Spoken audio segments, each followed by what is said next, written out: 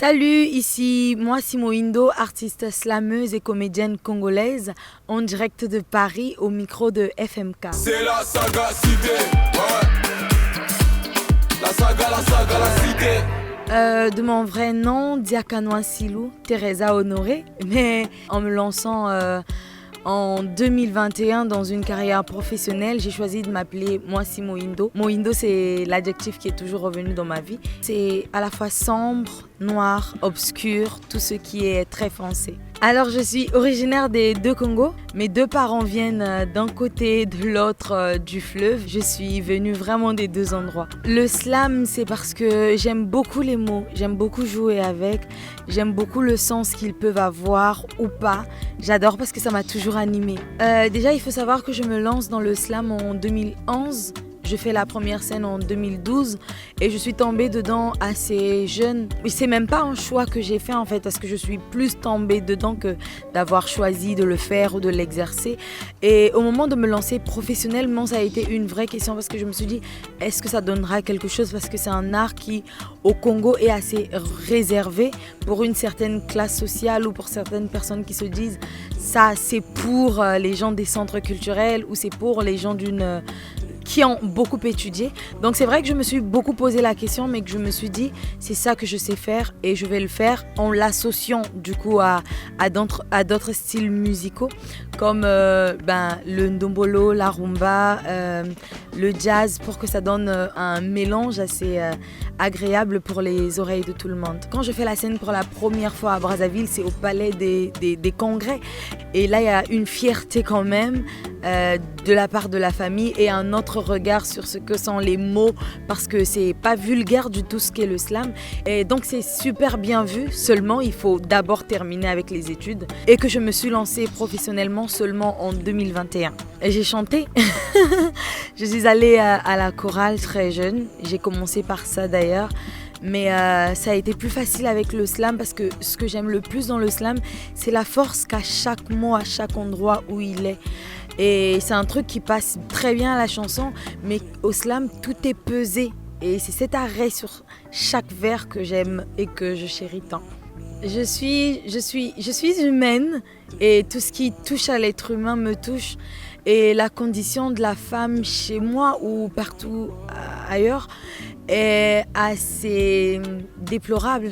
Je veux dire, c'est vrai que ça évolue et dans Zalayo, c'est ce que je voulais vraiment montrer, c'est que la femme a son mot à dire et dans son avenir, elle a un choix à faire. C'est à elle de faire ce choix-là et on essaie trop souvent d'entrer dans des cases parce que c'est ce qu'il faut faire.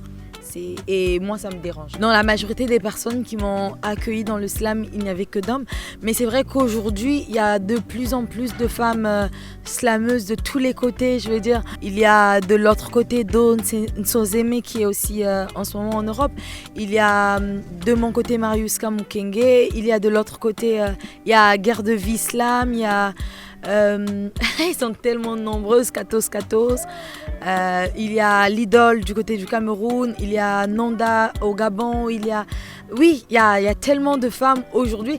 Et je pense même qu'au niveau du slam, les femmes sont plus en ce moment porteuses de l'art que les hommes. J'ai l'impression que le slam n'est pas pris au sérieux ou trop pris au sérieux. C'est-à-dire que ceux qui organisent des événements populaires ont trop peur de nous faire venir, et ceux qui organisent les événements fermés comme les instituts, c'est pas vraiment ouvert au grand public, c'est souvent des événements fermés. C'est pour ça que moi, dans ma politique, j'organise des spectacles ouverts et tout public, pour qu'il y ait plus de monde, il y ait plus de population urbaine, qu'il y ait plus de gens qui ne se mettent pas des barrières pour venir à des spectacles. Vivre de son art, pour moi, c'est payer ses factures, répondre totalement à ses besoins par l'art. C'est compliqué.